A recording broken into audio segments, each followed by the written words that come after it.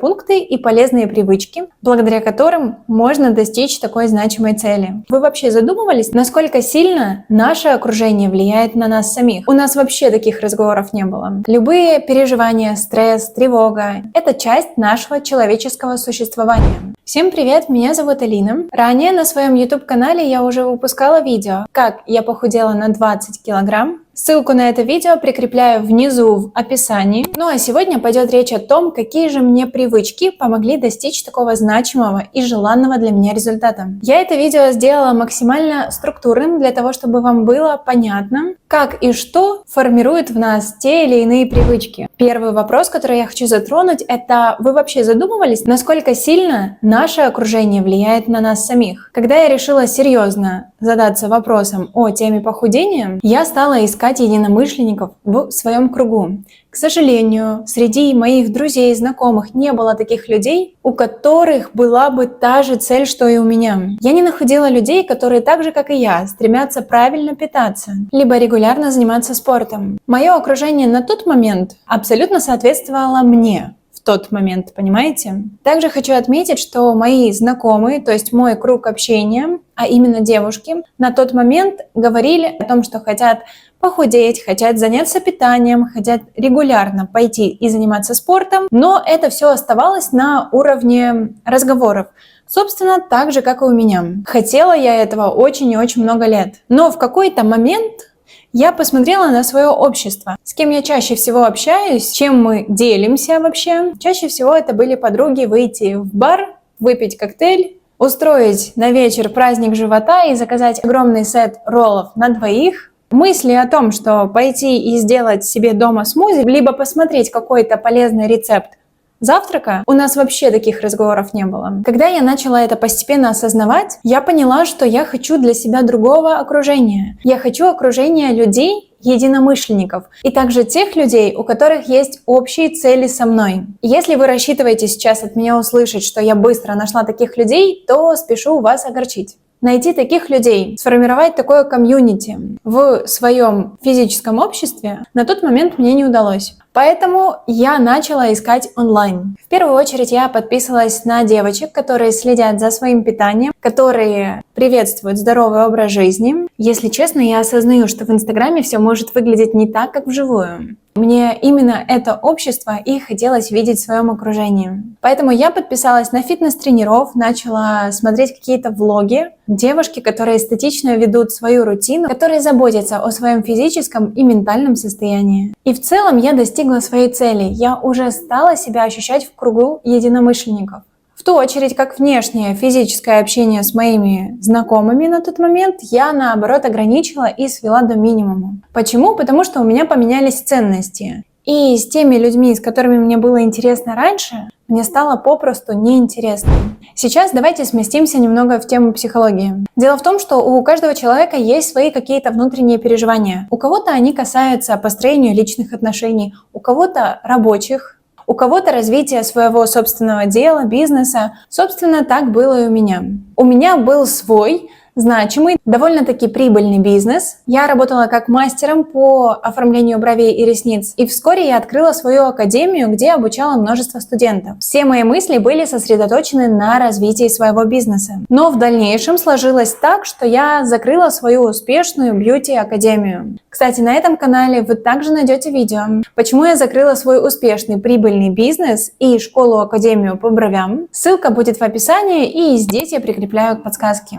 Любые переживания, стресс, тревога, нежелательные эмоции – это часть нашего человеческого существования. Когда я приняла решение заниматься собой и от слов перейти к действию, первое – поменять свое окружение – это я уже сделала. Все больше и больше мотивировала себя на достижение своей цели. Дальше переход от слов к практике. Практика заключалась в правильном питании и регулярных физических тренировках. Итак, все свое внимание я направила на себя, на свое состояние, как я выгляжу физически, как я себя хорошо чувствую, насколько я собой довольна. И вот в этот момент я вам хочу сказать, у меня уже значительно снизились тревоги по поводу моего бизнеса. Я настолько сильно начала вникать в эту тему, как полюбить полезную еду, а не питаться чипсами и кока-колой. В этот момент у меня уже перестало хватать время на то, чтобы слишком сильно заботиться о своем бизнесе.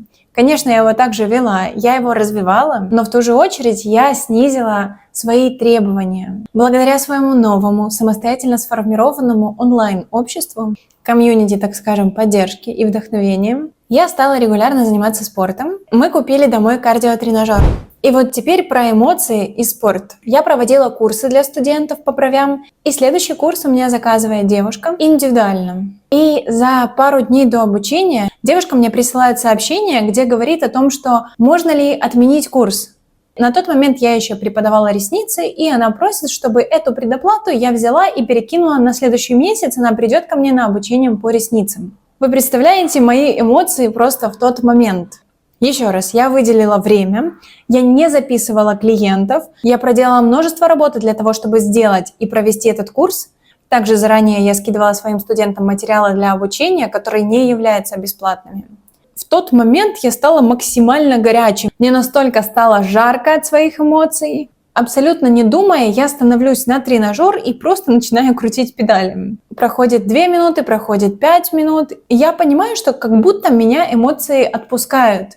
И вот сейчас я вам расскажу, почему. Что я вам вначале сказала? Когда я прочитала это сообщение, мне стало очень жарко, я стала красная. Такой прилив неприятных эмоций. Когда я стала на тренажер, я осталась также красная, мне также было горячо, но тем не менее вот эти вот внутренние, какие-то ощущения, которые были неприятные, они как будто взяли и выпустились наружу, как будто вот с паром вышли. Я кручу педали, мне реально становится легче. То есть как-то свое ментальное состояние я смогла выплеснуть на физическом уровне. Если кто-то из вас больше разбирается в этой теме, как за счет физических упражнений, мы можем стабилизировать свое эмоциональное состояние, я буду очень рада, если вы поделитесь информацией в комментариях. Потому что для меня это было максимально очень приятное открытие. Я, скажем так, выдохнула и ответила этой девушке уже довольно-таки конструктивно, без тех эмоций, которые были у меня в течение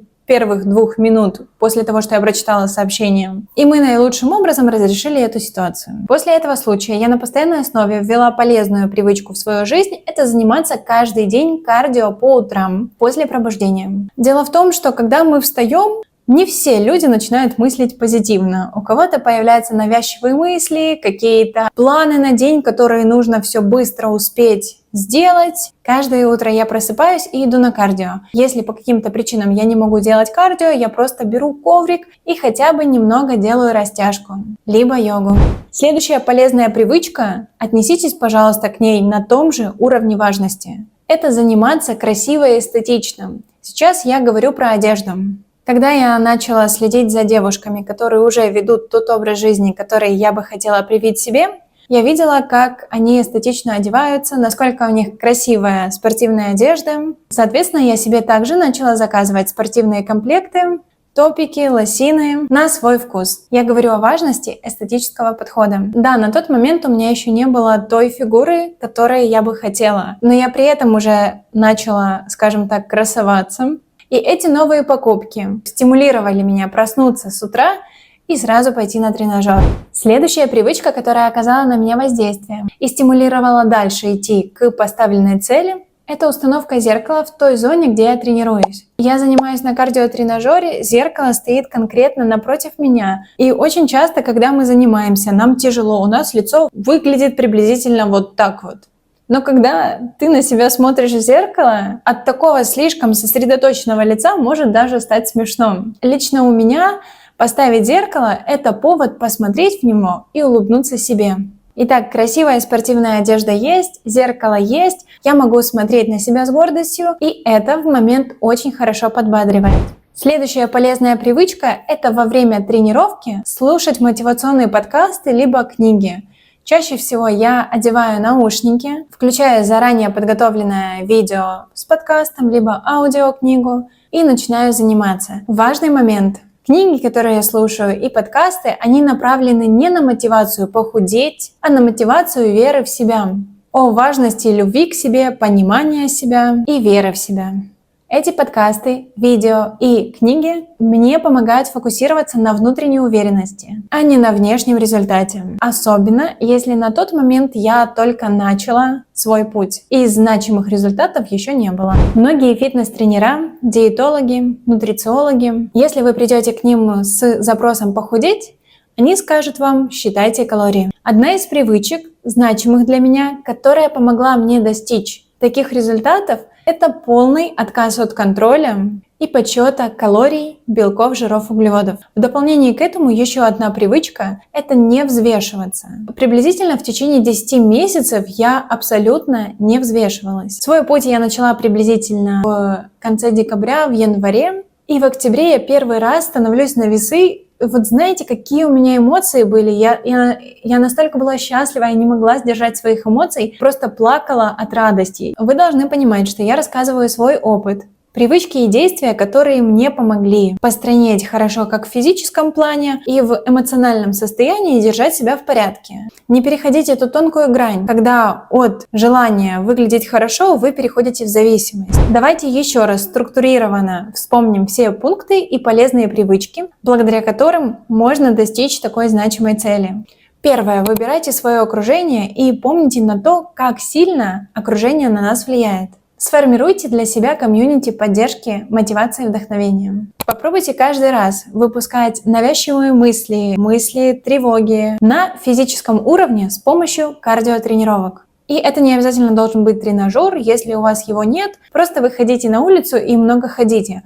Если за окном погода не позволяет выйти на улицу, включайте YouTube и делайте кардиотренировки на коврике. Добавьте эстетики к действиям. Это красивая спортивная форма, это зеркало напротив вас во время тренировки, для того, чтобы вы самостоятельно могли себя поддерживать. Здесь я еще хочу добавить эстетическое и красивое оформление ваших тарелок. Когда я начала смотреть влоги тех девушек, которые заботятся о себе, заботятся о своей фигуре, о своем питании, я видела, насколько легко и просто можно приготовить обычную еду дома, но в то же время сделать из этого какой-то маленький праздник. Сделать красивую, в то же время легкую подачу. Если, например, вы привыкли кушать сидя за диваном и смотря телевизор, попробуйте пересесть за стол. Попробуйте включить какую-то легкую расслабляющую музыку для кафе. Эти маленькие детали, я уверена, скрасят ваш прием пищи и замотивируют вас повторить еще раз. Не ставьте для себя резких ограничений. Попробуйте даже не начинать вести подсчет калорий. Не нужно взвешиваться каждый день. Если же у вас хватит силы воли и терпения, попробуйте вообще не взвешиваться несколько месяцев.